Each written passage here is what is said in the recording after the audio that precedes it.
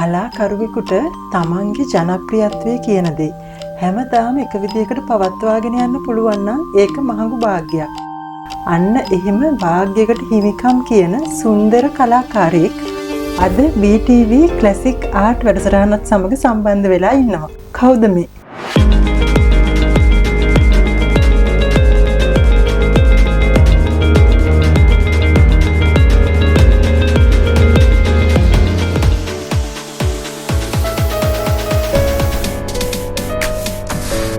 අපේ සරත් කුලාංග මහත්මයා. ආයුබෝවන් අයියේ. අයමන් චතු. ඉතින් මුලින්ම කියන්නකෝ හැමදාමත් මේ එකම විදිහට ඔබේ ජනප්‍රියත්වය පැවතීමට මොකක්ද ඔබ දකින හේතුව? මම හිතන්නේ අපූර්වත්වය එන්න ඕන. වචනේ අපූර්වත්වය. මොකද කලාකාරයෙකුට හැම දෙයක්ම දකින්න පුළුවන් නම් දැන් සාමාන්‍ය ජනතාව දකින්න වෙනට වඩා වෙනස් විදිහට දකින්න පුළුවන් නම් ඒක තමයි අපූර්වත්වය කියන්නේ. පූර්ව කියලා කියන්නේ කලින් දැකලා තිබුණේ දෙයක්. අපූර්ව කියලා කියන්නේ එහෙම නෑ, අලුත් විදියක්. මම දැන් ජනප්‍රියත්වයට හේතුව ඒක වෙන්නේ නැති. එතකොට කියනකයි ඔබගේ මුල් අවධිය මේ කලාවට අවතීර්ණ වෙන මුල් අවධිය මොන වගේද? මම පාසල් අවධියේ ඉඳලම මේ කලාවේ ඉසව් හොයාගෙන ගිය මිනිස්සෙක් කියන මට හිතෙනවා ආපහු හැරලා බැලුවා. අපේ ගෙදර අපේ දෙමව්පියෝගේ එහෙම කලා මේ අංශයට නැඹුරුතාවයක් තිබුණේ නැහැ. නමුත් මගේ අයියා කෙනෙක් හිටියා ලාල් ලක්ෂ්මන් කියලා. එයා මේ අවුරුද්දකට වතාවක් ওই වෙසක් එකට පොල් කොටු උඩ වේදිකා හදලා ඒ ගමේ කට්ටිය රඟ දක්වනවා වෙසක් නාට්‍ය. ඔහු එහි ප්‍රධාන චරිතයක් කරනවා. පුහුණුවීම් කටයුතු කරන්නේ අපේ මහා ගෙදර. ඒක ලොකු විශාල ඉඩකඩක් තිබිච්ච ගයක්. ඉතින් එහෙ තමයි පුහුණුවීම් කටයුතු කරන්නේ. අපරාධ කියන්න බෑ. ඒක වෙසක් නාට්‍යයකටවත් මාව සම්බන්ධ කරගත්තේ නැහැ. මේ මම බලන් හිටියා දැන් කතා කරේ නමුත් අපරාධ කියන්න බෑ මාව සම්බන්ධ කරගත්තේ නැහැ. ඒකට නමුත් මම ඒකෙන් ලොකු ප්‍රමෝදයක් ලැබුවා. ඒ වගේම තමයි මගේ අයියා සංගීත කණ්ඩායමක හිටියා රේන්ජර්ස් කියලා. 60 ගණන් වල විතර වගේ ඉඳලා 75 දක්වා විතර කණ්ඩායම තිබුණා. මුල්වරට අනිල් භාරති, වර්නන් පෙරේරා, ඒ වගේම ලංකාවේ ප්‍රසිද්ධම දක්ෂතම ශබ්ද පරිපාලකයෙක් වෙන දයානන්ද පෙරේරා වගේ අය ඒ සංගීත කණ්ඩායමට සම්බන්ධ වෙලා කටයුතු කරා. ඉතින් මටත් ඒ වැඩිමහල් මගේ සහෝදරයත් එක්ක ඒ සමකාලීන අයත් එක්ක එකතු වෙලා කටයුතු කරන්න ලැබුණා. ඒ ආభాෂය මට ලැබෙන්නේ නැති සංගීතයට සහ රංගනයට අවතීර්ණ වන්න. පාසල් කාලේ ඉඳලම තමයි මම මේ සඳහා සම්බන්ධ වුණේ. චතුට කියන්න මම මුලින්ම කලාවේ ඉසව් හොයාගත්තේ මම මොන මාධ්‍යද යන්න ඕන තෝරගන්න ඕනද කියලා එහෙම එකක් නැහැ. නමුත් ඇඟ යට නලියන ප්‍රකාශන කිතියක් තිබුණා.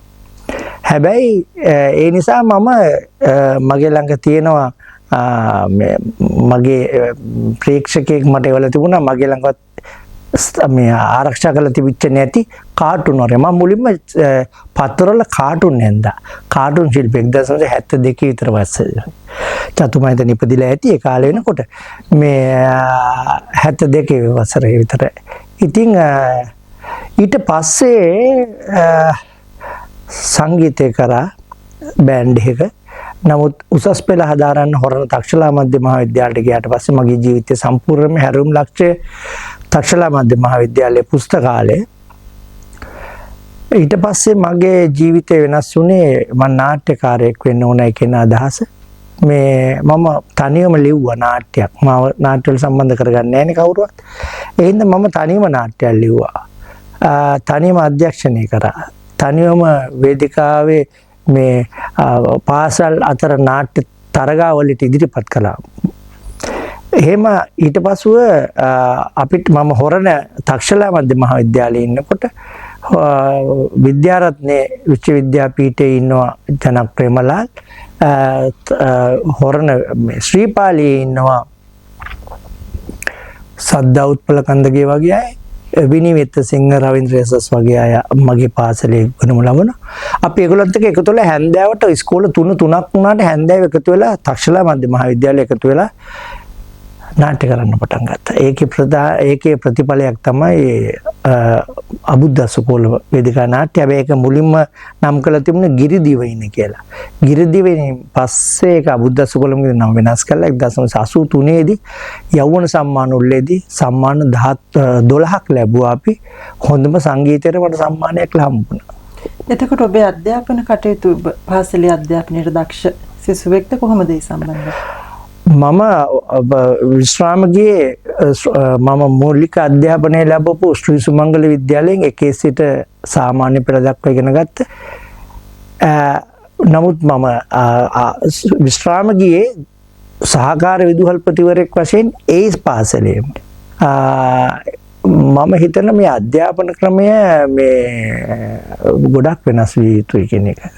ඒක තේරෙන්නේ අපේ දරුවන්ට තියෙන මේ අධ්‍යාපන ක්‍රමයේ තියෙන්නේ මේ කටපාඩම් කිරීමේ අධ්‍යාපන ක්‍රමයක් මිසක් මේ ළමයින්ගේ චින්තන ශක්තිය වැඩි කරන එකක් නෙවෙයි කියන එක.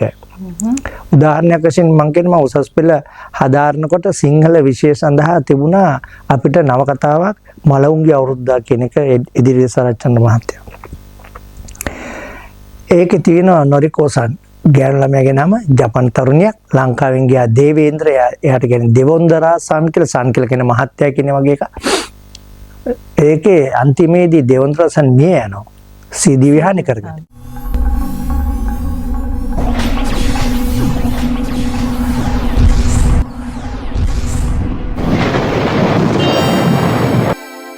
අපිට දුන්නම නිබන්ධනයක් ලියන්න නොරිකෝ සංගේ ප්‍රේමයේ ඛේදවාචකෙන් කෙලවර වේ විමසන්නේ කියලා. මට ඕන තරම් කරුණු තිබුණා. මම එහෙම නෙවෙයි කියලා ලියුවා කරුණු තුනක් විතර අර. මගේ ගුරුවරයා මට කිව්වා කුලාංග මේ තමුසේ මේ පරණ විදිහට ලියන ඕයි මේ විකාර කරන්න එපායි කියලා. ඉතින් මම එදා ඉඳලා අදටත් කල්පනා කරන්නේ අධ්‍යාපනය කියලා කියන්නේ ඒක නෙමෙයි. ගුරුවරයා කියන එකම නෙමෙයි කරන්නේ ඒක. මම අවුරුදු 36ක් උගන්වපු හින්දා මම කියන්නේ එහෙම අලුත් විදිහට දකින්න පුළුවන් නම් තමයි ඔහු සමාජයක් ඉදිරියට යන්නේ සහ අලුත් විදිහට ලෝකේ දකින්නේ නේද? මම සෝත්සාහයෙන්ම මෙතෙන්ට ආපු මිනිස්සෙක්.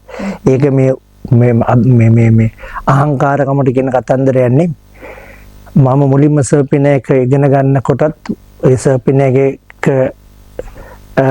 උගන්වපු ගුරුවරයා වුණත් හරියට මට ශිල්ප දුන්නේ නැහැ. ඉතින් මමම මේක හොයාගත්ත මිසක් මුලින් ඉඳලා කකුලෙන් ඇදින දේවල් මිසක් හරීම ප්‍රශ්න පිට ආව. නමුත් මට මෑතදී හම්බෙච්ච මිනිස්සෙක් ඉන්නවා. ඔහු මගේ ජීවිතය අලුතෙන් විනිවිද දැක්කා. ඒ තමයි ෂෝන් මැක්සිමස් කියලා කෙනෙක් කෙනා. එතුමා මං ගැන පොතක් ලියනවා. ක්වොන්ටම් ලයිෆ් කියලා. මේක ඇවිල්ලා ලංකාවේ නළුවෙකුගේ ජීවිත කතාව බයෝග්‍රැෆි එක ලියපු පළවෙනි ඉංග්‍රීසි නිමැවුම. ඉතින් මේකත් හරි මගේ ජීවිතේට වටිනවා. මට දැන් තමයි අතහිත දෙන්න කෙනෙක්ම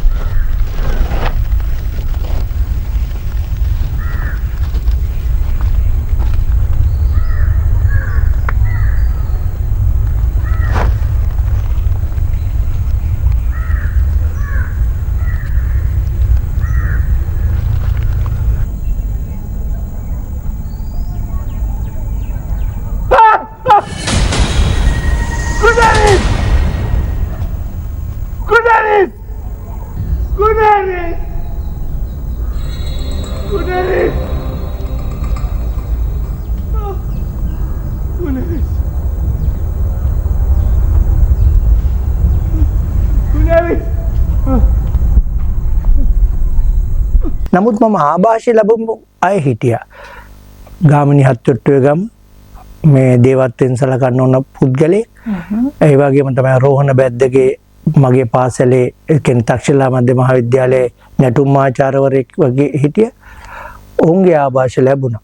ඒ ඇරෙන්න ලලිතා සරච්චන්ද්‍ර මැතිණිය ඔහුගේ නාට්‍ය ඇයගේ නාට්‍යවල මට රංගනයට මට ආරාධනා කළා ඒ අවස්ථාව ලබා දීලා තියෙනවා මම මුලින්ම කැමරාවක් ඉදිරියට රංගපෑවේ තාරාදේවී කියන ටෙලි නාට්‍ය ලූෂන් බුලත්සිංහලගේ ලූෂන් බුලත්සිංහල මුලින්ම මේ අපේ අබුද්දස කොළම නාට්‍ය බලලා අබුද්දස කොළමේ ඉන්න සියලුම දෙනා වගේම ඔහුගේ ඒ තාරාදේවී ටෙලි නාට්‍ය පොඩි චරිතවලට දැම්මා මටත් තිබුණේ පොඩි චරිතයක් අර මේ ටේබල් එකේ ඉඳගෙන මේ නිශ්චකාරයෙක් වගේ චරිතයක් වචනයයි දෙකයි තිබුණේ අර කණ්ඩායමක් එක්ක හිටපු හින්දා චකිතයක් එහෙම දැනුන්නේ නැහැ පොඩි අමාරුවකුත් තිබුණනේ මේ බයක් නැහැ රංගපාන්න බයක් නැහැ හැබැයි විශේෂයෙන්ම වේදිකා නාට්‍ය තුල දැන් ඊර්මා වගේ ලෝකේ ඊටාම ගාෂියා ලෝකගේ ඊර්මා නාට්‍ය ඇවිල්ලා ලෝකේ හොඳම ඛේදවාචක නාට්‍ය වලින් ඛේදාන්ත නාට්‍ය වලින් 4න් එකක්. ඒක තමයි මේ සිංහලට අනුවර්තනය වෙනවා මූදු පුත්තු කියලා. ඊර්මා නාට්‍ය ප්‍රධානම චරිතය මට ලැබෙනවා මමයි චාන්දිනී සෙනවිරත්න රංගපාන්නේ.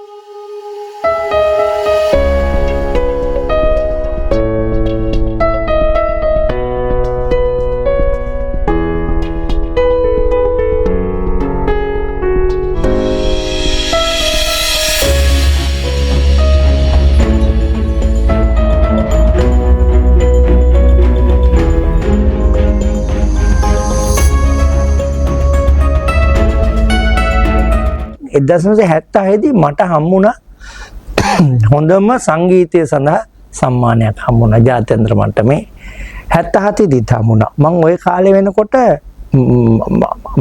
මට මේ කොක්සන්නේ නමේ කොක්සන්නේ කියන නාට්‍ය සංගීතය කරන්න කියලා හොරණ දක්ෂලා මධ්‍ය මහාවිද්‍යාලයේ මට වඩා පන්තියක් වැඩිමල් අයියා කෙනෙක් තමයි කිව්වේ එයා තමයි ප්‍රේම කුමාර කරුණාරත්න දැන් ඔහු ජීවතුන් අතර නැහැ. ඔහුගේ නාට්‍ය සංගීතය කරන්න කියලා මට කොයිද මම අර බෑන්ඩ් එක ප්ලේ කරන හින්ද. මමත් ඉතින් බය නැතුව බාරගත්තා. බය නැතුව බාර අරගෙන කරා. එතකොට දැන් ඔබ රැකියාව සමග සිටින කාලයේදී මේ කලා කටයුතු සහ දෙකම සමබරව කරගෙන යන්න පුළුවන් වුණා. සමබරව කරගෙන ගියා මම අන්තිම කාලේ වෙනකොට 2014 විතර වෙනකොට මම කිව්ව එක තමයි මම අවුරුදු 4ක් කලින් විශ්‍රාම ගියේ. මට විශ්‍රාමය යන්න තිබුණේ 2018 දී. කරේ හැබැයි සම්මත කිසිම සංගීත භාණ්ඩයක් නැතුව මමම හදාගත්ත සංගීත භාණ්ඩ වලින් සංගීතය නිර්මාණය කළා. ඒක වැඩි අල්ලලා ගියා. හොඳම සංගීතය හම්බුණා 77 දී. ඒ විදිහටම පරිශනාත්මක සංගීතයක් කරා එදිත් හම්බුණා. අබුද්දස්ස කොළම කරන කාලේ වෙනකොට ඒක තව වැඩි දියුණුවට ඇවිල්ලා නමුත් ඒ නාට්‍යයේ ඉල්ලනවා ඊටත් වඩා අර සාම්ප්‍රදායික මේ සංගීත නාද රටාවත් ඉල්ලනවා මතන සංගීත නාද රටාවනුත් භාවිතා කරන්න සිද්ධ වෙනවා ඒ හින්දා තමයි ඒකටත් හොඳම යෞවන සම්මාන හම්බ වෙනවා අසලේ සතිය දවස් 5ම යන්න ඕනේ එතකොට අර දින බැලන්ස් කරගැනීමේදී ගැටලුවක් වුණා නේද? ඔව් මම නෝපේ යන්නේම නෑ බොහෝ දුරට ඉතින් හැන්දෑවරුවක එහෙම නැත්නම් සතියන්ත වගේ ඒ වගේ තමයි යන්නේ. ඉතින් මේ නෝපේ ගිහිල්ලාම නෑ.